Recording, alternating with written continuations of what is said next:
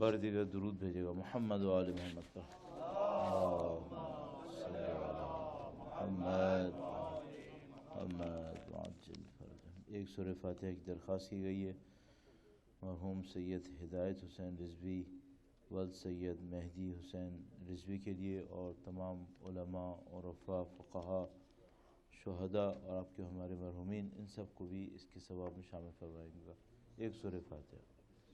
بسم اللہ الرحمن الرحیم، الحمد للہ رب العالمین الرحمن الرحیم مالک یوم الدین، ایاک نعبد و ایاک نستعین، اہدنا الصراط المستقیم صراط الذین انعمت علیہم غیر المغضوب علیہم ولا الضالین۔ بسم اللہ الرحمن الرحیم، قل هو اللہ احد اللہ الصمد لم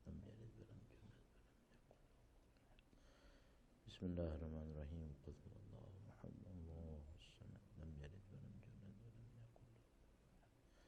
بسم اللہ الرحمن الرحیم، قل هو اللہ احد اللہ الصمد لم یلد ولم یولد ولم یکن له کفوا احد۔ بسم اللہ الرحمن الرحیم، قل هو اللہ احد اللہ الصمد لم یلد ولم یولد ولم یکن له کفوا احد۔ اللہم صل علی۔ بار دیگر درود بھیجے گا محمد و آل محمد۔ صلی علی محمد محمد وعجل فرجہ۔ اعوذ باللہ من الشیطان الرجیم، بسم اللہ الرحمن الرحیم، الحمد للہ رب العالمین،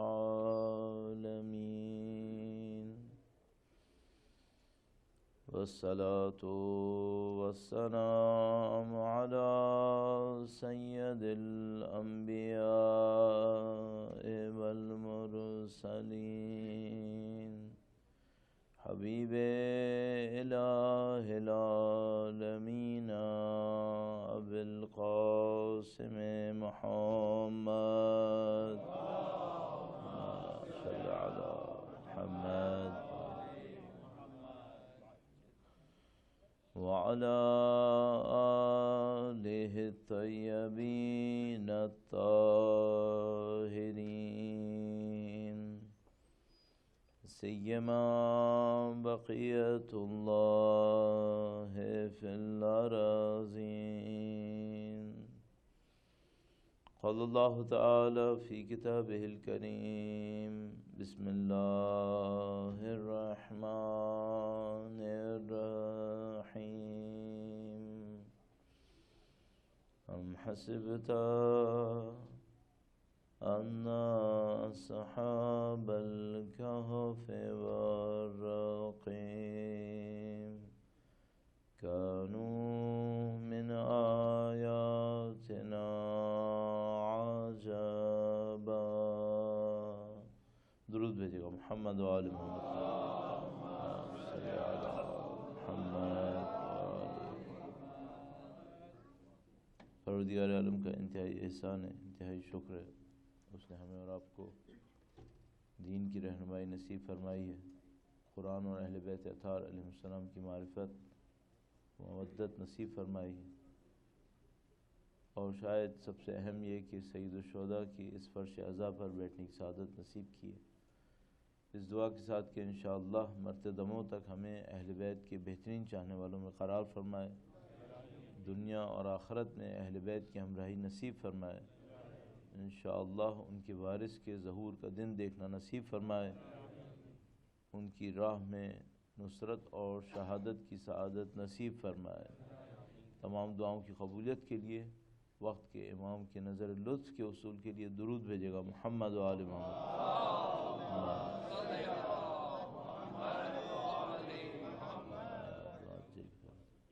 ایک بار پھر مل کے درود بھیجے گا محمد و آل محمد۔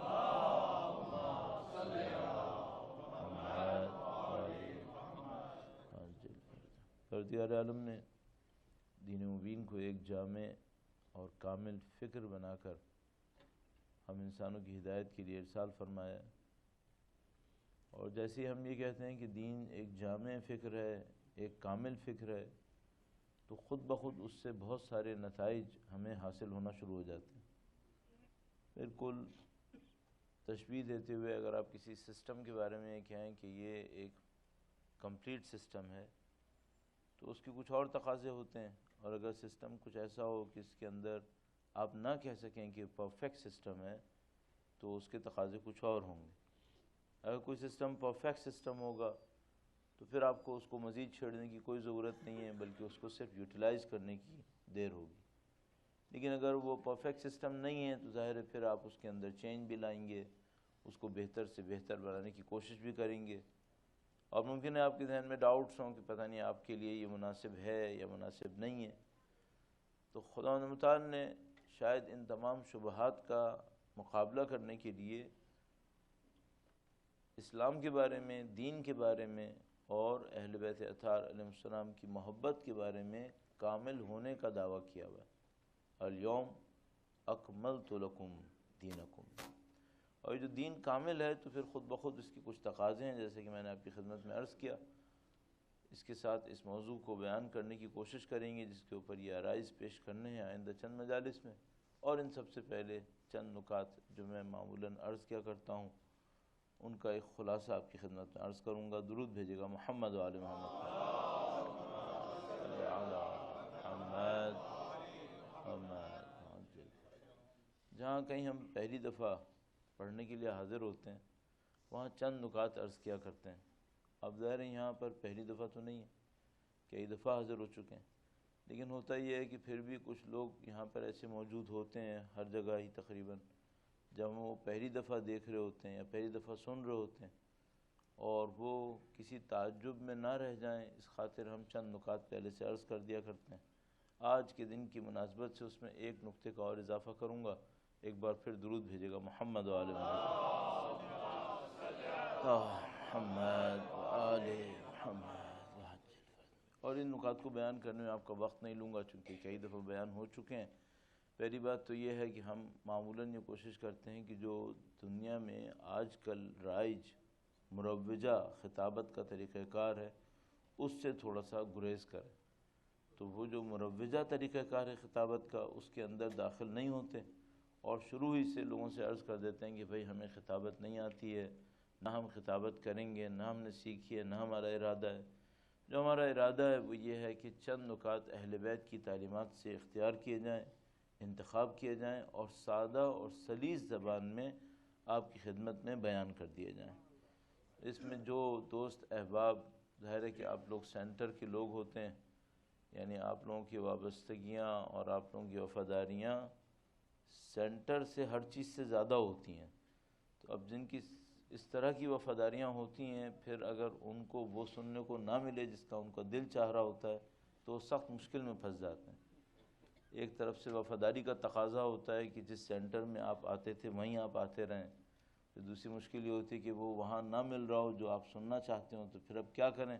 تو ان لوگوں سے ہم معذرت کر لیتے ہیں کہ بھئی یہ تو اب غلطی گویا ہو گئی، جو کچھ بھی ہو گئی، ہم تو وہی کریں گے جو ہمیں آتا ہے، تو ہم خطابت جو مروجہ طریقہ کار ہے وہ نہیں کر پائیں گے۔ ہاں جو ہمیں آتا ہے وہ ضرور کریں گے، اور وہ یہ ہے کہ اہل بیت کی تعلیمات میں سے چند نکات کا انتخاب کر کے آپ کی خدمت میں بیان کر دیں گے۔ یہ پہلا نقطہ تھا۔ درود بھیجے گا محمد و آل محمد۔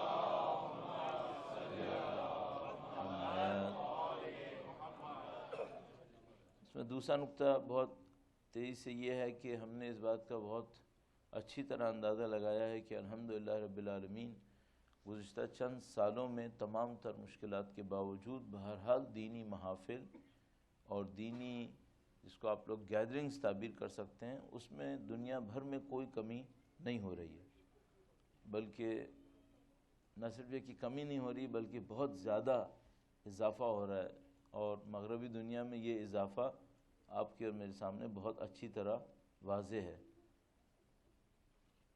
زیادہ میں آپ کے اوپر تبصرہ سینٹرز کے حوالے سے نہ کروں ورنہ شاید آپ میں سے کچھ لوگ ناراض نہ ہو جائیں، لیکن بہرحال مغربی دنیا میں جس چیز میں ہم بڑھ رہے ہیں کم سے کم وہ سینٹرز کی تعداد تو ہے ہی، باقی یہ ہے کہ کچھ اور ہو رہا ہے نہیں ہو رہا، لیکن یہ ضرور ہو رہا ہے، تو ہماری تعداد بڑھ رہی ہے۔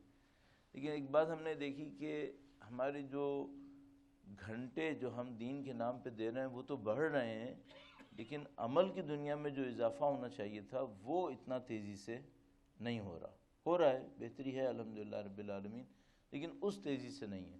تو اس کی ایک وجہ جو ہم ڈھونڈ پائے وہ یہ ہے کہ شاید ہماری مجالس کے اندر عمل پر اصرار اتنا زیادہ نہیں ہے جتنا کہنے پر اور علم کے اوپر اصرار ہے۔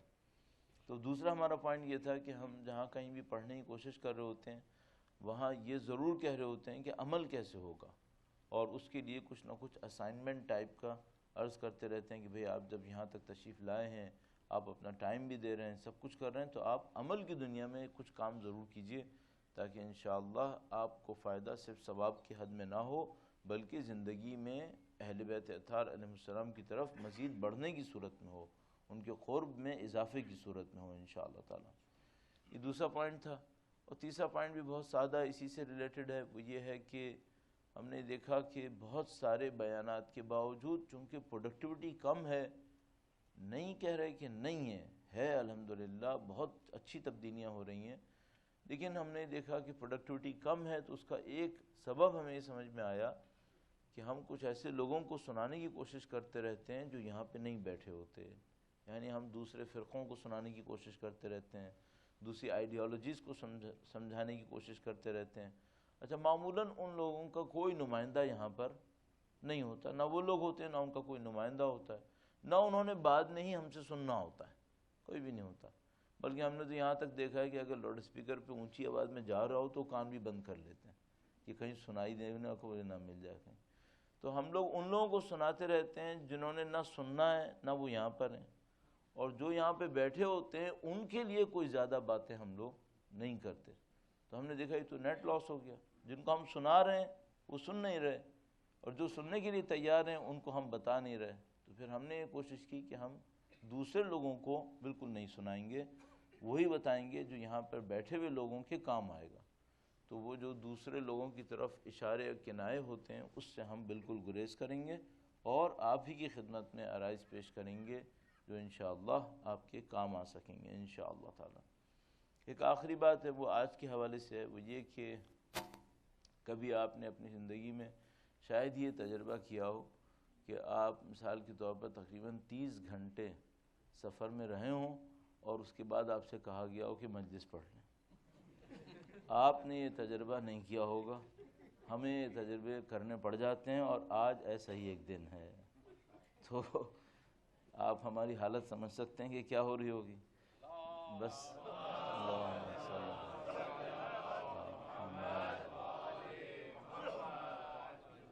یہ تو بہت اچھا ہوا کہ آپ نے درود پڑھی، ورنہ مجھے لگ رہا تھا کہ بعد لوگ فاتحہ نہ اعلان کروا دیں۔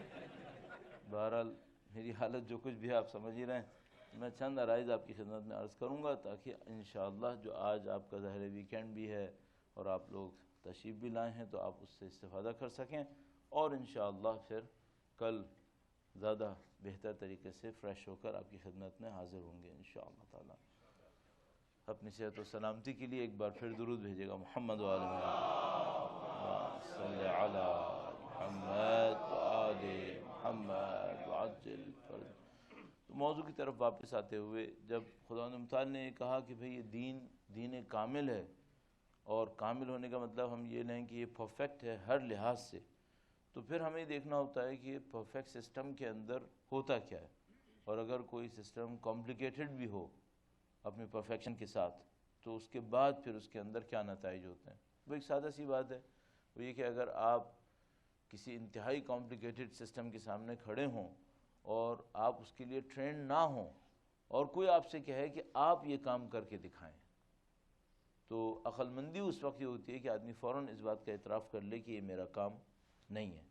اور اس کی مثالیں بہت زیادہ دی جاتی ہیں۔ ایک سادہ سی مثال یہ دی جاتی ہے کہ یہ جو ہوائی جہاز ہوتے ہیں اس میں تو خیر 400-500 لوگ ہوں گے زیادہ سے زیادہ، یہ جو اوشن لائنرز ہوتے ہیں ان کے اندر کئی ہزار لوگ سفر کر رہے ہوتے ہیں۔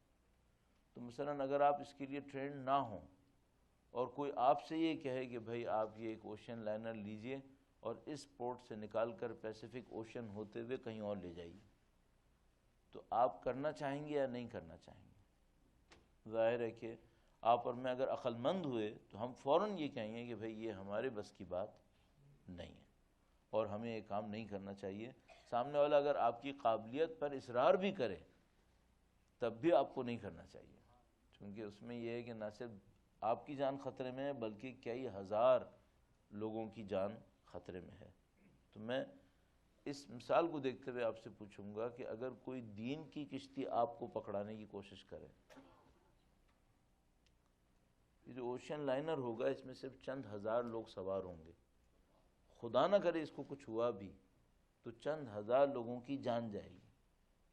لیکن اگر خدا نہ کرے آپ نے دین کے نام پر کوئی غلطی کر ڈالی تو اب چند ہزار لوگوں کی صرف جان نہیں جائے گی بلکہ لاکھوں لوگوں کا ایمان جائے گا۔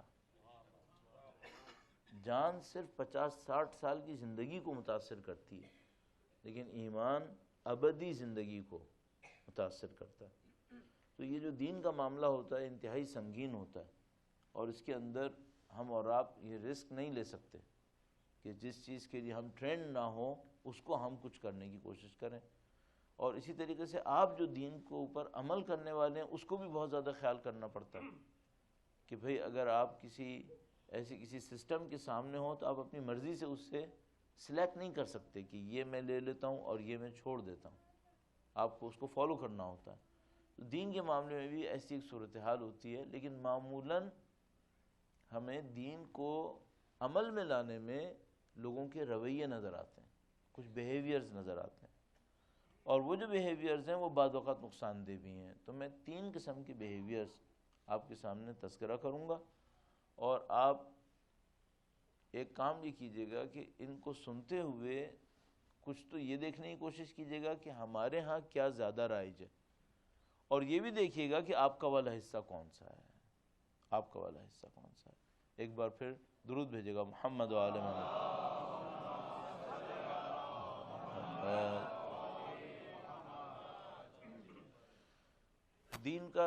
دین پر عمل کرنے کے معاملے میں ایک بیہیویئر ٹریڈیشنل بیہیویئر ہے، رسم و رواج پر مبنی، اور اس میں یہ ہوتا ہے کہ کوئی قوم، کوئی قبیلہ، کوئی گروہ دین پر عمل کرتا ہے، ایک اسٹینڈرڈ کو عمل میں لاتا ہے، اور وہ اسٹینڈرڈ یہ ہوتا ہے کہ روایتی طور پر جو کچھ ہوا ہے وہی کرنا ہے، جو کچھ روایتی طور پر ہوا ہے وہی کرنا ہے۔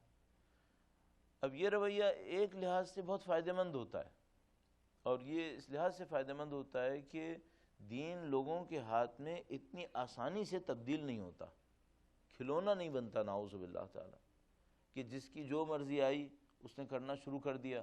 اب آپ کو پتہ ہی ہے کہ ہمارے اس وقت کے معاشرے کے اندر کس طریقے سے دین کے بارے میں گفتگو ہو رہی ہے، کس طریقے سے دین کے بارے میں ہر روز نئے نئے احکام آ رہے ہیں، تو اس کے مقابلے میں یہ رویہ بہت کارآمد رویہ ہوتا ہے کہ آپ یہ کہتے ہیں کہ بھئی جو بھی ٹریڈیشن کہہ رہی ہے وہی کر لیا جائے، اور ٹریڈیشن کا مطلب یہاں پہ سنت اور روایت ہے، جو روایت معاشرے میں چل رہی ہے اسی پر عمل کیا جائے، یہ ایک رویہ ہوتا ہے دین پر عمل کرنے کا۔ اچھا، میں نے عرض کیا کہ یہ رویہ کارآمد رویہ ہوتا ہے، اور اس رویے کے اندر دین کا بچاؤ بہت اچھے طریقے سے بعض جگہوں کے اوپر کیا جا سکتا ہے۔ مثال کے طور پر ابھی جو ہم یہاں پر بیٹھے ہوئے ہیں، کیا اس میں روایتی سنتی طریقے پہ اوپر اصرار ہو رہا ہے یا نہیں ہو رہا ہے؟ کچھ نہ کچھ تو ہو رہا ہے۔ بھئی دیکھیے، ابھی آپ کے سامنے تلاوت ہوئی، پھر مرثیہ ہوا، پھر سلام، اور سلام اگر نہیں بھی ہوا تو مرثیہ تو پورا کیا گیا، اس سے پہلے پڑھا گیا، اور اس کے بعد ہم اس کے اوپر بیٹھے، اور ممبر کے اوپر بیٹھنے کے جو آداب تھے ان کا خیال رکھا گیا، اور آپ جس ترتیب سے بیٹھے ہیں، جس طریقے سے بیٹھے ہیں، اس میں بھی ان چیزوں کا خیال رکھا جا رہا ہے، تو بہرحال روایت کو فالو کیا جا رہا ہے۔ اچھا، اب مسئلہ یہ ہے کہ کیا یہ کرنا غلط ہے کہ اگر کوئی انسان، کوئی معاشرہ، کوئی قوم، قبیلہ، گروہ دین پر عمل کرے ایک اسٹینڈرڈ لیتے ہوئے، جو روایت تھی وہی کرنا؟ تو ہم کہہ رہے ہیں کافی لحاظ سے صحیح ہے، اس میں کافی چیزیں بچ جاتی ہیں۔ مثال کے طور پر بہت سارے لوگوں کے درمیان یہ گفتگو چل نکلی تھی، وہ یہ کہ کیا یہ ضروری ہے کہ ممبر پر ہی بیٹھا جائے؟ بعض لوگوں کے درمیان یہ گفتگو چل نکلی تھی کہ کیا ایسا بہتر نہیں ہے کہ مجلس کے دوران بھی ممبر کے بجائے، مثال کے طور پر ہم میز اور کرسی پہ بیٹھے ہوں پیچھے ایک پاور پوائنٹ کا پریزنٹیشن چل رہی ہو اور اس طرح سے مجلس کو کہا جائے، تو لوگوں نے کہا کہ نہیں، اس صورت میں یہ ہوگا کہ سیمینار تو ہو جائے گا، ورکشاپ تو ہو جائے گی، لیکن مجلس وہ نہیں ہو پائے گی، اور ہمیں اصرار تھا کہ مجلس ہی ہو، اور اس میں بہت پازیٹیو پوائنٹ تھے۔ اس کی وجہ یہ ہے کہ جس مجلس کا جو پیٹرن اس وقت آپ نے اختیار کیا ہوا ہے، یہ کم و بیش وہی ہے جو مولا چوتھے امام زین العابدین علیہ السلام نے اختیار کیا۔ محمد آل محمد وعجل فرج۔ بالکل اسی طرح جس طرح وہ مدینہ تشریف آوری سے پہلے شاعر کو بھیجتے ہیں کہ شاعر جا کر اعلان کرے، اور اس کے بعد خود تشریف فرما ہوتے ہیں۔ حتیٰ یہ جو بیان شروع ہوا آپ کے سامنے، اس میں پہلے خطبہ عربی میں پڑھا گیا، مختصر سا خطبہ عربی میں پڑھا گیا، اور اس کے بعد بیان دیا گیا۔ یہ بھی وہ طریقہ کار ہے جو امام نے اختیار کیا تھا۔ تو اس ٹریڈیشن کو فالو کرنے میں بہت ساری مصلحتیں ہیں، بہت سارے فائدے ہیں، لیکن یہ کبھی کبھی چیلنجنگ ہو جاتا ہے، کبھی کبھی یہ معاملہ چیلنجنگ ہوتا ہے، اور وہ اس طرح سے ہوتا ہے کہ فرض کر لیجئے جو ٹریڈیشن تھی وہ کسی بھی وجہ سے غلط تھی جو چل نکلی تھی، اب کیا ہوگا؟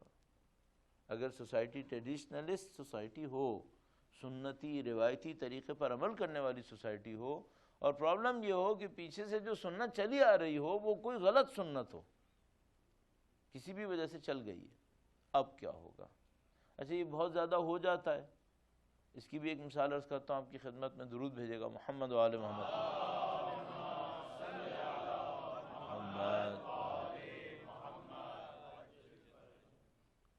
بہت زیادہ امکان ہے کہ اس طرح کی کوئی غلط سنت چل نکلے۔ وہ کیوں ایسا ہوتا ہے؟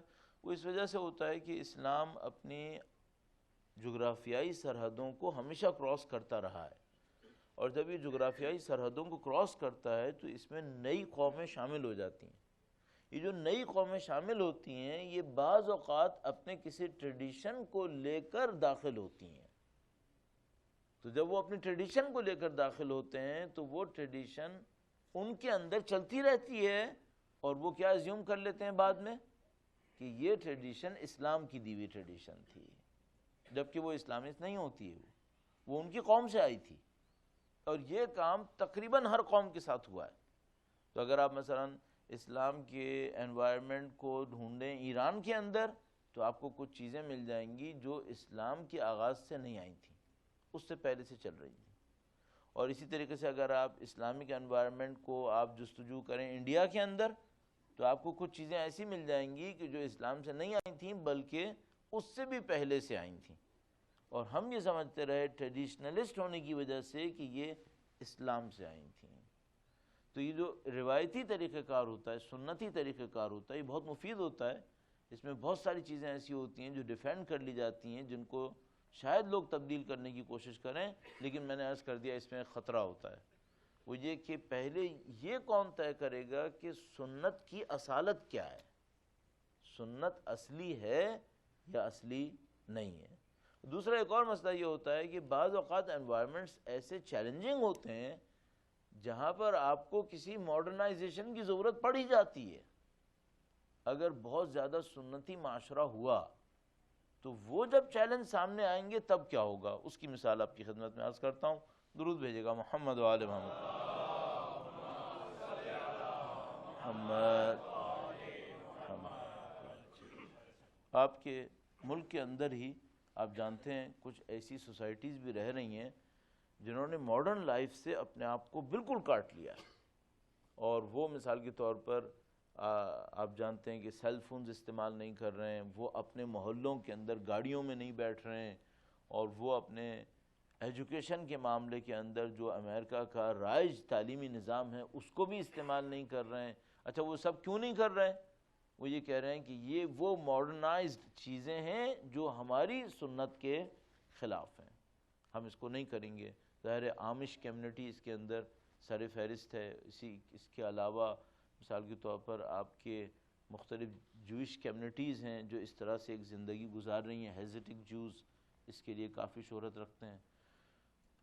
لیکن یہ عجیب بات آپ کی خدمت میں عرض کروں، جبکہ ہم اس فکر کو اسلام کے حساب سے مناسب نہیں دیکھ رہے ہیں، لیکن یہ عجیب بات ہے کہ ان کے جوانوں کے اندر اس فکر پر باقی رہنے کا ریشو 80% سے زیادہ ہے، اور اتنا مضبوط ریشو ہمارے جوانوں کا بھی اپنے دین پر باقی رہنے کا نہیں ہے۔ ایز پر اسٹیٹسٹکس، مائیگرینٹ کے اندر اگر دین ہے تو ان کے بچوں میں دین باقی رہے، اس کا ریشو کم سے کم کینیڈا میں 40% کے قریب ہے، اور آمش کمیونٹی 80% شو کر رہی ہے۔ تو یہ بہت عجیب بات تھی، جبکہ ہم اس کو نیگیٹو لے رہے تھے کہ وہ لوگ ماڈرن چیلنجز کے مقابلے میں اڈاپٹ نہیں کر پا رہے تھے، اس کے باوجود ان کا ریشو زیادہ ہے۔ بہرحال تو یہ ٹریڈیشنلسٹ جو سوسائٹی ہوتی ہے ان کے سامنے یہ دو پرابلمز آتی ہیں، وہ یہ کہ اگر سنت اصل نہیں ہوئی تو کیا ہوگا، اور دوسری بات یہ کہ اگر کچھ چیزیں چینج کرنے کے لیے ضروری تھیں تو کیا ہوگا۔ تو پھر ان کو کبھی نہ کہیں اپنا اصول توڑنا پڑتا ہے۔ یہ میں آپ کی خدمت میں اشارتاً عرض کرتا چلوں کہ جب 20ویں صدی کے شروع میں لاؤڈ اسپیکر آیا تھا تو بہت سارے لوگوں نے اس کو رجسٹ کیا تھا کہ یہ ہم ایکسیپٹ نہیں کریں گے۔ اس کی وجہ یہ ہے کہ یہ موسیقی کے آلات میں شمار ہو رہا تھا، تو انہوں نے اس کو بھی رجسٹ کیا تھا۔ تو اس طرح کے بہت سارے مسائل آتے ہیں۔ بہرحال اتنا کمپلیکیٹڈ نہ کروں آپ کے سامنے، یہ ایک رویہ ہو گیا دین پر عمل کرنے کا۔ اب آپ سے میں نے عرض کیا تھا کہ یہ ڈھونڈتے رہے گا کہ آپ اور میں کہاں کھڑے، اور مثال کے طور پر ہم کس طریقے سے بیہیو کر رہے ہیں۔ ایک اور طریقہ کار عرض کرتا ہوں، درود بھیجے گا محمد و آل محمد۔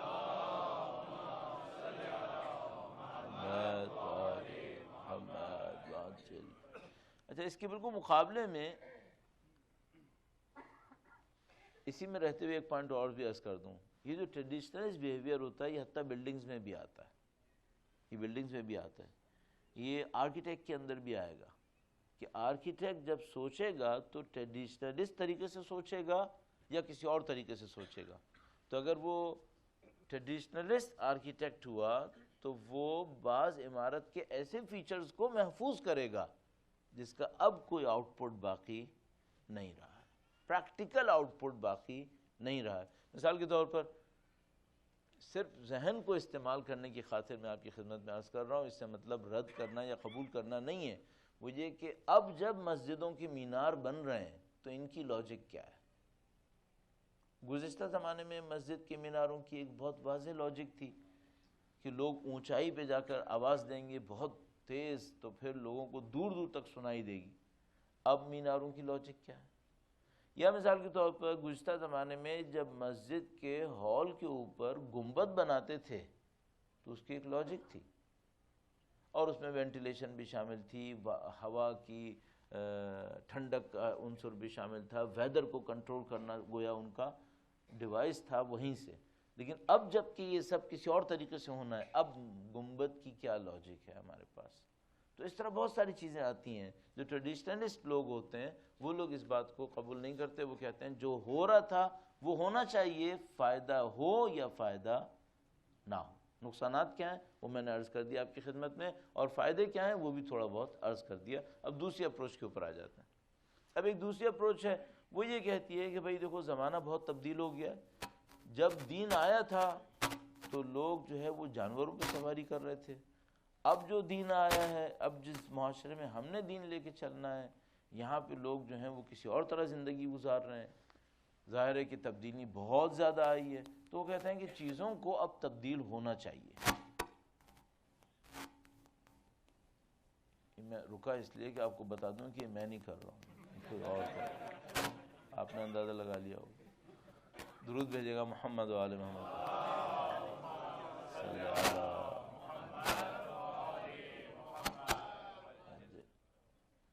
اب بتائیے، اللہم صلی علی محمد و آل محمد وعجل۔ تو یہ جو ماڈرن اپروچ ہوتی ہے اس کے اندر یہ طے کر لیا جاتا ہے کہ بھائی چونکہ ماحول تبدیل ہو چکا ہے لہذا ہر چیز کو تبدیل ہو جانا چاہیے۔ اچھا، جب یہ ہر چیز کو تبدیل کرنے پر آتے ہیں تو اس بات کا خیال رکھتے ہیں کہ بھئی کس چیز کا کیا آؤٹ پٹ ہوتا ہے، کیا اس کا بینیفٹ ہے، اس کے حساب سے تبدیل کیا جائے۔ لیکن مشکل یہ ہوتا ہے کہ بہت ساری ایسی چیزیں بھی تبدیل ہو جاتی ہیں جن کو تبدیل نہیں ہونا تھا، ان کو تبدیل نہیں ہونا تھا۔ اچھا، تبدیل کرنے والے کیوں تبدیل کر دیتے ہیں؟ وہ یہ کہتے ہیں ہمیں سمجھ میں نہیں آ رہا لہذا ہم تبدیل کر رہے ہیں، اور وہ یہ بھول جاتے ہیں کہ دین میں جس نے بنانے کا حکم دیا تھا اس نے یہ نہیں کہا تھا کہ اس کی ساری چیزیں تمہیں سمجھ میں بھی آئیں گی، بلکہ اس نے کہا تھا کہ بعض چیزیں تمہیں سمجھ میں نہیں آئیں گی۔ بس خداوند متعال جب وراثت کا قانون دیتا ہے تو یہ کہتا ہے کہ ہر چیز تمہیں سمجھ میں نہیں آئے گی، اور جب روح کے بارے میں سوال کا جواب دینے کو فرماتا ہے تب بھی کہتا ہے کہ وما اوتیتم من العلم الا قلیلا، جو علم تمہیں دیا گیا ہے یہ بہت کم ہے۔ تو اگر دوسری اپروچ پہ جاتے ہیں جس میں ہر چیز کو چینج کرنا ہے چونکہ ہمیں سمجھ میں نہیں آ رہی، یہ بہت خطرناک اپروچ ہے۔ اس کی وجہ یہ ہے کہ دنیا میں اس طرح سے عمل کرنے والوں نے اب تک ہمارے سامنے بہت غلطیاں دکھائی ہیں، بہت زیادہ غلطیاں دکھائی ہیں۔ آپ تصور کیجئے، دین نے 1400 سال پہلے یہ کہا کہ عورتوں کو وراثت میں حق ملنا چاہیے، تقریباً 1300 سال تک دنیا اس بات پر دین اسلام سے لڑتی رہی کہ آپ حق کیوں دے رہے ہیں، پھر 100 سال پہلے تقریباً مان لیا کہ حق دینا چاہیے، اور اب 100 سال سے اس بات پہ لڑ رہے ہیں کہ آپ سارا کیوں نہیں دے رہے۔ صحیح؟ تو ہمیں انسانوں کی عقلوں پر اعتماد کے معاملے میں کچھ جگہوں پر بہت چیلنج نظر آ رہا ہے۔ وہ یہ کہ یہ پہلے کسی اور طرح سوچتے ہیں، بعد میں کسی اور طرح سوچتے ہیں، پہلے بھی دین کو نہیں مانتے تھے، بعد میں بھی دین کے اوپر اعتراض کرتے ہیں، اور دین مبین فرماتا ہے کہ نہیں، یہ وہ حکم نہیں ہے جس کے اندر تم اپنے عقل سے اس کو جج کر پاؤ۔ تو یہ جو ماڈرنائز اپروچ ہوتی ہے اس میں ہم ہر چیز کو تبدیل کر رہے ہوتے ہیں، ہر چیز کو تبدیل کرتے ہیں اپنے عقل کے مطابق، اور میں نے عرض کیا کہ یہ اپروچ بعض جگہوں کے اوپر بہت نقصان دہ ہو جاتی ہے۔ اور اسپیشلی عزیزان محترم ایک اور پوائنٹ یہ ہوتا ہے کہ سوسائٹی میں اگر آپ کوئی غلطی کرتے ہیں تو اس کو جانتے سمجھتے بھی آپ کو 3 نسلیں 4 نسلیں گزر جاتی ہیں۔ میں اس کی ایک مثال عرض کر دوں، درود بھیجے گا محمد و آل محمد۔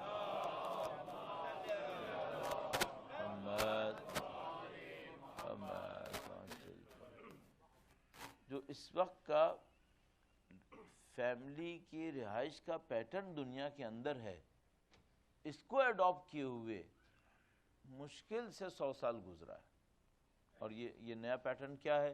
نیا پیٹرن یہ ہے کہ ہم تقریباً فیملیز کو علیحدہ علیحدہ یونٹس کے طور پر دیکھ رہے ہیں، اور ان کے اندر جو لنک ہے وہ تقریباً نہ ہونے کے برابر آ گیا ہے۔ یہ جو صورتحال ہے یہ بمشکل 100 سال کی صورتحال ہے، اس سے پہلے ایسا نہیں تھا، اور جب یہ آیا ہوگا تو مجھے نہیں معلوم کہ لوگ اس کے اوپر کتنا خوش ہوئے ہوں گے کہ یہ کتنا اچھا کام ہو گیا، لیکن اب آتے آتے 100 سال کے بعد بہت سارے لوگوں کو اس کا احساس ہو رہا ہے کہ نہیں، یہ کوئی بہت اچھا کام نہیں ہوا ہے، ہمارے لنکس بہت کم ہو گئے، اور ان لنکس کے کم ہونے کی وجہ سے ہم بہت ساری چیزوں کی کمی کو سوسائٹی کے اندر احساس کر رہے ہیں۔ چائنا کی مثال بہترین ہے۔ چائنا نے ایک بچے کی پالیسی کو اختیار کیا تھا اپنے ریولوشن کے بعد، جو 48 میں آیا تھا۔ بظاہر بہت سادہ سا کام تھا کہ ایک بچہ ہوگا، شاید انہوں نے اس وقت نہ سوچا ہو کہ اس کا نتیجہ کیا ہوگا۔ اس ایک بچے ہونے کے نتیجے میں یہ ہوا کہ اب نہ کوئی چچا ہوگا، نہ ماموں ہوگا، نہ خالہ ہوگی، اور نہ کوئی پھپھو ہوگی، چونکہ ایک ہی ہوگا۔ 2 ہوں گے تو چچا ہوگا نا، اور 2 ہوں گے تو کوئی خالہ بنے گی۔ چائنیز نے بھی شاید یہ نہیں سوچا ہوگا جب انہوں نے امریکہ کیا تھا، لیکن 60 سال تک آتے آتے ان کو بہت اچھی طرح یہ بات پتہ چل گئی کہ یہ کام بہت خطرناک ہو گیا ہے، اور اب انہوں نے بہرحال اس کو واپس لینے کا فیصلہ کر لیا ہے۔ تو 30 سال پر ایک نسل ہوتی ہے تقریباً۔ اس کا مطلب یہ ہے کہ ماڈرن ٹائمز کی تیزی کے باوجود 2 نسلیں گزار کر ان کو یہ سمجھ میں آیا کہ بات غلط ہو گئی ہے۔ صحیح؟ اب اگر آپ نے دین کے کسی حکم کو خدا نہ کرے نعوذ باللہ تعالی ماڈرنائزیشن کی وجہ سے تبدیل کر ڈالا، 2 نسلیں کم سے کم چاہیے ہوں گی اس کو سمجھنے میں کہ کیا ہوا ہے، جبکہ ایک بچے کی پالیسی بہت ویزیبل چینج تھا، بہت ویزیبل چینج تھا، اور دین میں ساری چیزیں اتنی ویزیبل نہیں ہیں، تو ممکن ہے کہ 2 نسل سے بھی کہیں زیادہ لگ جائے اس بات کو سمجھنے میں کہ ہم نے کیا کیا ہے۔ تو عزیزان محترم، یہ ماڈرنائزیشن کی ایک اپروچ ہے، یہ دوسری اپروچ ہو گئی جو میں نے آپ کی خدمت میں عرض کی۔ ایک تیسری اپروچ بھی عرض کروں گا، درود بھیجے گا محمد و آل محمد۔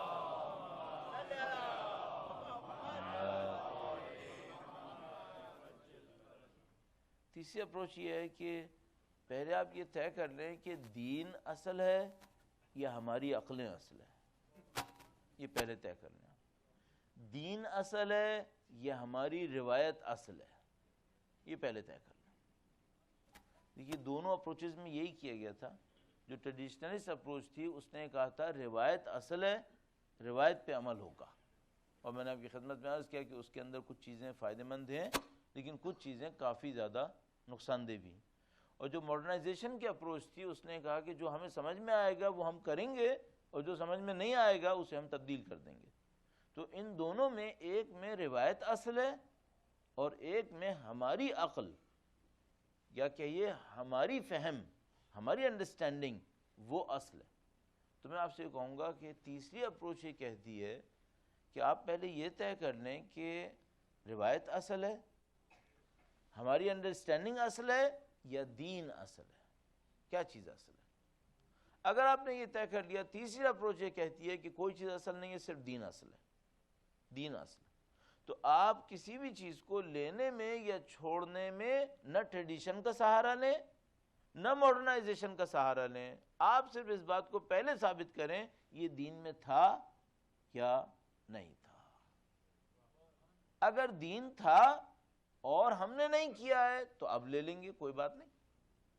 دین میں تھا، ہمارے اجداد نے نہیں کیا، ہمارے محلے نے نہیں کیا، ہمارے قبیلے اور قوم نے نہیں کیا، کوئی بات نہیں، ہم لے لیں گے کیونکہ دین میں تھا۔ اور اگر یہ ثابت ہو گیا کہ دین میں تھا اور اب ہماری عقل کہہ رہی ہے کہ ہمیں سمجھ میں نہیں آ رہا، تو ہم نہیں چھوڑیں گے کیونکہ دین میں تھا، ہم اس کو نہیں چھوڑیں گے۔ یہ تیسری اپروچ بظاہر وہ لگتی ہے کہ جو دین نے ہم سے مانگی ہے کہ تمہاری روایت اصل نہیں ہے، تمہاری عقلیں اصل نہیں ہیں، اور ان سب کے اوپر ہمارے پاس روایات موجود ہیں۔ مثلا قرآن کریم کے اندر کتنی آیتیں آپ کو مل جائیں گی جس میں خداوند متعال یہ کہہ رہا ہے کہ جب ان کفار سے کہا جاتا ہے تو یہ کہتے ہیں وَجَدْنَا عَلَيْهِ آبَاءَنَا یا أَلْفَيْنَا عَلَيْهِ آبَاءَ، ہم نے اس کے اوپر اپنے والدین کو پایا ہے۔ تو دین کہتا ہے یہ جواب صحیح جواب نہیں ہے۔ یا مثال کے طور پر کہیں پر یہ ہوتا ہے تو وہ کہتے ہیں کہ یہ ہمیں سمجھ میں نہیں آتا۔ ان دین اللہ لا یصاب بالعقول، اہل بیت نے فرمایا دین خدا صرف عقلوں پہ سہارے کر کے حاصل نہیں کیا جا سکتا، دین کے لیے دین کی پیروی ضروری ہوتی ہے۔ تو عزیزان محترم، جو ہماری اوپینین بن رہی ہے اس میں وہ یہ ہے کہ نہ روایت اصل ہے نہ ہماری انڈرسٹینڈنگ اصل ہے، صرف ایک چیز اصل ہے، وہ دین خدا ہے۔ اس کو اگر آپ نے ثابت کر لیا کہ دین خدا ہے تو آپ کو اور مجھے لے لینا چاہیے، چاہے ہمارے اجداد نے نہ لیا ہو۔ اور اگر یہ پتہ چل گیا کہ دین خدا نہیں ہے تو ہم اس کو ترک کر دیں گے، چاہے ہمارے اجداد نے کر دیا ہو۔ درود بھیجے گا محمد و آل محمد۔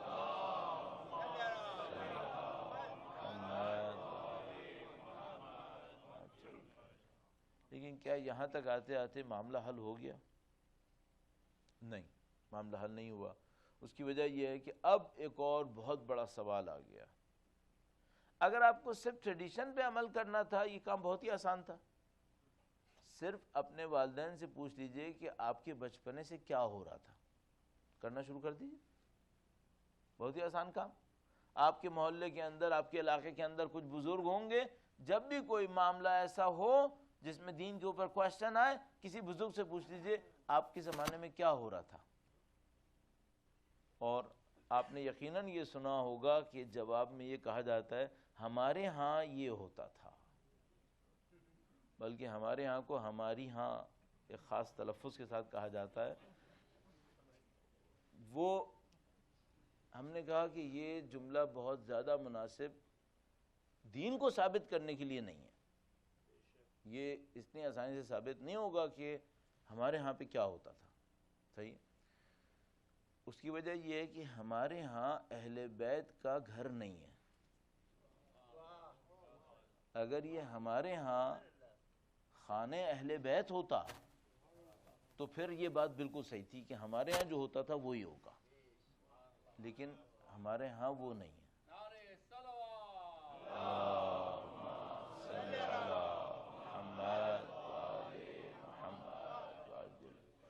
تو اگر آپ ٹریڈیشنل اپروچ پر ہیں تو کام بہت آسان ہے. صرف یہ پوچھ لیجئے کیا ہوتا تھا، جو ہوتا تھا کر ڈالیے، معاملہ ختم ہو گیا. میں ایک دفعہ مجھے ایک دفعہ کوئی صاحب لے کے جا رہے تھے مجلس سے واپسی پر گھر، تو میں نے انہوں نے کچھ باتیں چھیڑیں جو بڑی عجیب و غریب قسم کی چیزیں تھیں. کچھ سمجھ میں نہیں آ رہا تھا کہ وہ کیا ثابت کرنا چاہ رہے ہیں. تو میں نے یہ اندازہ لگانے کے لیے کہ ان صاحبزادے کے ذہن میں معاملات کس حد تک کلیئر ہیں، ان سے پوچھا کہ اچھا میں یہ پوچھنا چاہوں گا کہ آپ اپنے آپ کو کس مذہب اور کس فرقے میں رکھنا چاہیں گے. تو ان کا جواب بہت عجیب تھا، کاش وہ کچھ اور جواب دیتے تو بہت اچھا ہوتا. انہوں نے کہا کہ یہ میں اپنے بابا سے پوچھ کے بتاؤں گا. یہ وحشتناک جواب ہے کہ بھئی آیا دین کو طے کرنے کے لیے میں اپنے بابا سے پوچھوں گا. تو یہ ٹریڈیشنلسٹ جواب ہے. صحیح. اور یہ جواب بہت خطرناک ہے. البتہ یہ ہے بہت آسان، چونکہ آپ کو صرف ایک کام کرنا ہے، یہ پوچھنا ہے کہ کیا ہوتا تھا، معاملہ ختم ہو گیا. میں نے عرض کیا یہ ٹریڈیشنل اپروچ کا جواب ہے، یہ کام آسان ہے، اس میں کوئی مشکل نہیں ہے. اچھا وہ جو ماڈرنائزیشن کا جواب ہے وہ بھی بہت آسان ہے. وہ ایک جملہ بولے گا مجھے سمجھ میں نہیں آ رہا. اور مجھے سمجھ میں نہ آنے کا مطلب کیا ہے کہ خدا کا دین تھا یا نہیں تھا، چونکہ مجھے سمجھ میں نہیں آ رہا میں اسے ایکسیپٹ نہیں کر رہا. تو دونوں اپروچز میں سوال کا جواب بہت آسان ہو جاتا ہے. لیکن تیسری اپروچ میں ایک بہت بڑی مشکل آتی ہے، یہ کیسے ثابت ہوگا کہ یہ دین تھا یا نہیں تھا. ہاں اس کو ہم کہتے ہیں اجتہاد. اس کو کہتے ہیں اجتہاد. اگر آپ پہلی اپروچ پہ عمل کریں گے کوئی زیادہ ایکسپرٹیز نہیں چاہیے، ایک چھوٹا موٹا ہسٹری جاننے والا بھی آپ کے لیے سب کچھ کر سکتا ہے. اور اگر آپ کو دوسری اپروچ چاہیے تب تو پھر وہ ہسٹورین بھی نہیں چاہیے آپ کو، کوئی بھی کھڑے ہو کر آپ کے لیے سب کچھ کر سکتا ہے. کہتے گا مجھے سمجھ میں نہیں آ رہا یا مجھے سمجھ میں آ رہا ہے. لیکن اگر آپ تیسری اپروچ پہ جائیں گے تو پھر آپ کو دین کو سمجھنے والا ایک ایکسپرٹ چاہیے ہوگا جو آپ کو یہ بتائے کہ یہ دین ہے یا یہ دین نہیں ہے. اچھا یہ بہت مشکل کام ہے، ساری مشکل یہاں پر ہے. اب جو ہم لوگوں کے ساتھ ڈائلیما ہے، آپ لوگوں کے حالات کو دیکھتے ہوئے، اپنے حالات کو دیکھتے ہوئے آپ کی خدمت میں عرض کر رہا ہوں، ہم لوگوں کے ساتھ جو ڈائلیما ہے وہ یہ کہ ہم دین کے نام پر پوری دنیا میں مختلف کمیونٹیز بنانے میں کامیاب ہو گئے، ایدر ٹریڈیشنلسٹ اور ماڈرنسٹ، لیکن بہت کم کوئی اصالت دین کے اوپر. کیوں ہم نے ایسا کیا؟ اس کی وجہ یہ ہے کہ ہم دنیا کے مختلف خطوں کے اندر پہنچ گئے اور وہاں پہنچنے کے بعد ہمارے لیے پہلا کام بہت آسان تھا. وہ کیا؟ جو ہوتا تھا وہی ہوگا. وہ بہت آسانی سے یہ کام کر سکتے تھے اور انہوں نے اس کام کو کر لیا.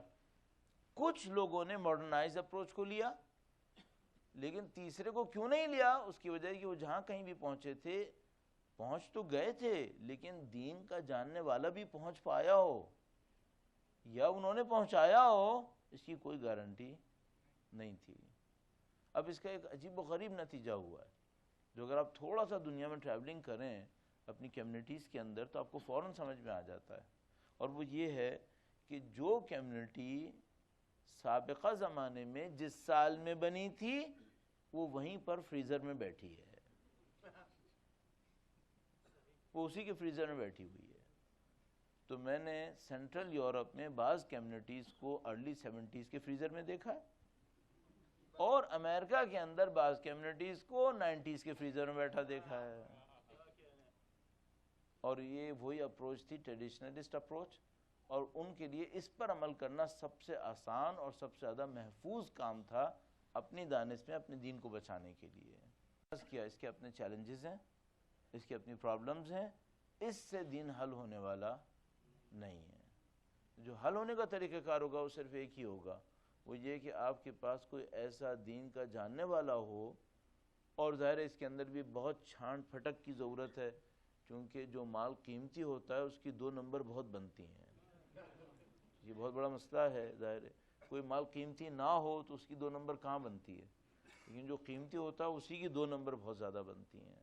تو بہت چھانٹ پھٹک کی ضرورت پڑتی ہے کہ یہ پتہ چلے کہ بھئی یہ دین کا ماہر، دین کا جاننے والا ہے یا نہیں ہے۔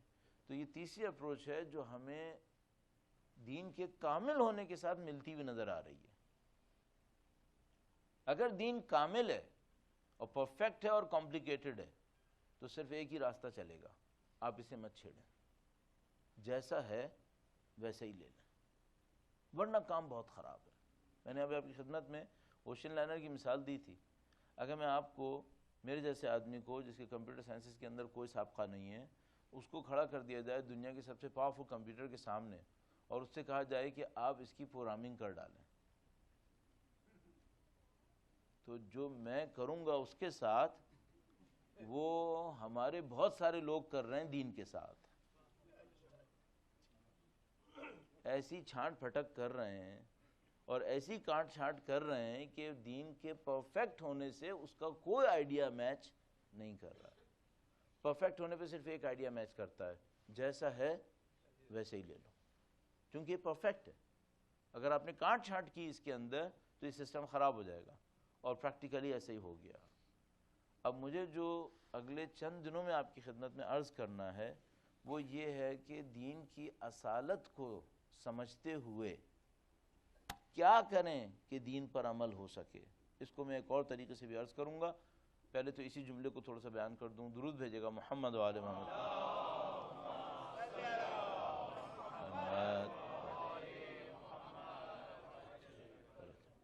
اور ظاہر موضوع کو ہم نے اتنا کمپلیکیشن میں نہیں ڈالنا ہے کہ بعد میں کوئی اور مشکل ہوا ہمارے لیے۔ تو ہمارا جو موضوع ہے وہ یہ ہے کہ اگر ہمیں دین سمجھ میں آ جائے اور تھوڑا سا دین کا، اب یہاں پر ٹرسٹ ہے، میکینزم سمجھ میں آ جائے۔ ایک دفعہ ہمیں احکام سمجھ میں آتے ہیں لیکن میکینزم سمجھ میں نہیں آتا۔ اگر ہمیں تھوڑا بہت دین کا میکینزم سمجھ میں آنا شروع ہو جائے تو پھر ہم بہت اچھی طرح یہ سمجھ پائیں گے کہ دین پہ عمل کیسے ہوگا، ورنہ شاید ہم اس بات کو نہیں سمجھ پائیں گے اور بہت ساری مشکلات آتی رہیں گی۔ میں اس کی ایک مثال آپ کی خدمت میں اور عرض کروں گا اور اس کے بعد آپ کی زحمت تمام کریں گے۔ درود بھیجے گا محمد و آل محمد۔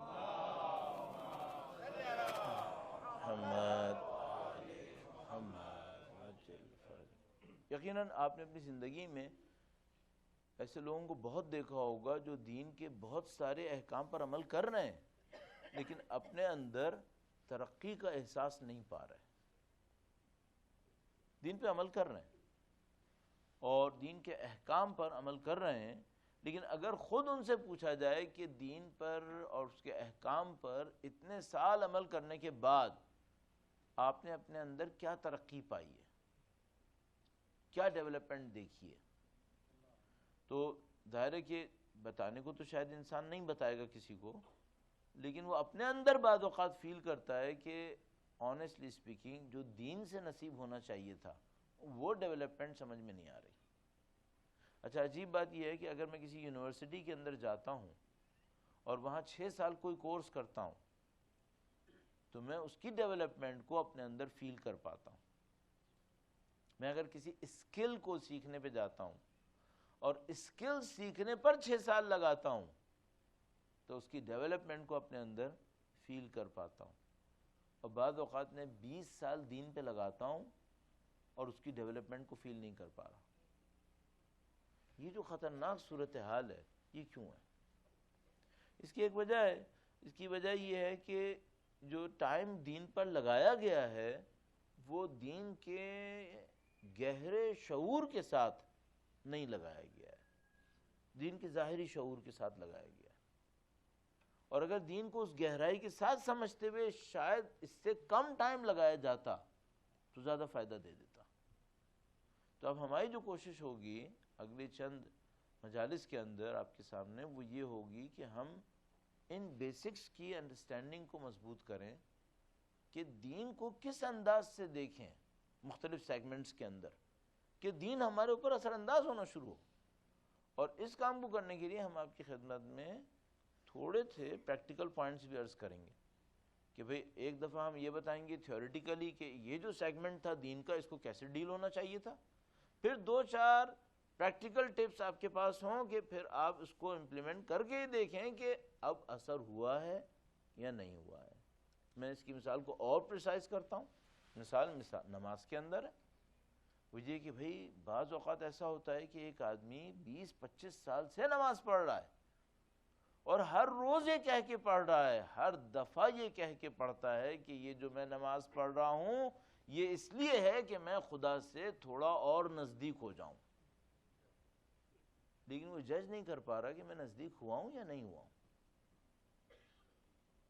اب یہ بہت خطرناک صورتحال ہے کہ ایک آدمی 20-25 سال کوئی پریکٹس کرے اور ہر دفعہ پریکٹس کرتے ہوئے اس کا کوئی گول سیٹ کرے اور 25 سال بعد وہ یہ جج نہ کر سکے کہ گول اچیو ہوا ہے یا نہیں ہوا ہے. اور کچھ میں تو یقیناً یہ طے شدہ بات ہے کہ گول اچیو نہیں ہوا ہے. ہمیں اس کا مقابلہ کرنا ہے کہ دین کے اندر یہ نہیں ہونا چاہیے. اس کی وجہ عزیزان محترم بہت سادہ سی ہے, وہ یہ ہے کہ اگر ٹریڈیشنلسٹ سوسائٹی بنانی ہو بغیر پروڈکٹیوٹی کے دین چلتا رہتا ہے, لیکن اگر ٹریڈیشنلسٹ سوسائٹی سے ہٹ رہے ہوں لوگ تو پھر صرف ایک صورت میں دین چلتا ہے کہ پروڈکٹیو ہو, ورنہ ختم ہو جاتا ہے. ٹریڈیشنلسٹ سوسائٹی کی خوبی یہ ہوتی ہے دین کو ڈوبنے نہیں دیتا, چلاتا رہتا ہے, چاہے فائدہ دے چاہے فائدہ نہ دے. دیکھیے 3000 کے قریب سال ہو گئے ایک دین کو آبسلیٹ ہوئے ہوئے, ابھی تک چل رہا ہے, اور 2000 سال ہو گئے ایک اور دین کو آبسلیٹ ہوئے ہوئے اور وہ ابھی تک چل رہا ہے. اور یہ سب ٹریڈیشنلزم کی وجہ سے چل رہا ہے. ایسا نہ ہو کہ دین اسلام کے ساتھ بھی یہی ہو رہا ہو, ایسا نہ ہو کہ دین اسلام کے ساتھ بھی یہی ہو جائے. چونکہ یہ ہمیں معلوم ہے کہ جب ماڈرنائزیشن کی لہر تیزی سے آتی ہے تو ٹریڈیشنلسٹ دین باقی نہیں بچتے. اور بہترین مثال وہ دین ہے جو 2000 سال پہلے آیا تھا, 1500 سال پہلے آبسلیٹ ہوا, ٹریڈیشنلزم کے نام پہ چلتا رہا اور اس سینچری میں اب غائب ہو رہا ہے. اس کا مطلب ہے یہ تقریباً 1300 سال تک ٹریڈیشن کے نام پہ چلا ہے, اب غائب ہو رہا ہے. تو اعزاز محترم بہت زیادہ ہوشیاری کی ضرورت ہے کہ کہیں دین اسلام کے ساتھ ایسا نہ ہو جائے. تو ہم کل سے جو کام کرنے کی کوشش کریں گے وہ یہ کہ اسلام کے مختلف احکام میں اس کے میکینزم کے اوپر توجہ دینے کی کوشش کریں گے, اور کچھ ایسے پریکٹیکل پوائنٹس آپ کے پاس ہوں جس سے آپ یہ سمجھ سکیں کہ بھئی یہ جو میکینزم ہے وہ آپ کے اندر کام کر رہا ہے یا نہیں کر رہا ہے, اور اگر آپ نے کروانا ہے تو اس کو کیسے کام کرنا چاہیے. درود بھیجے گا محمد و آل محمد.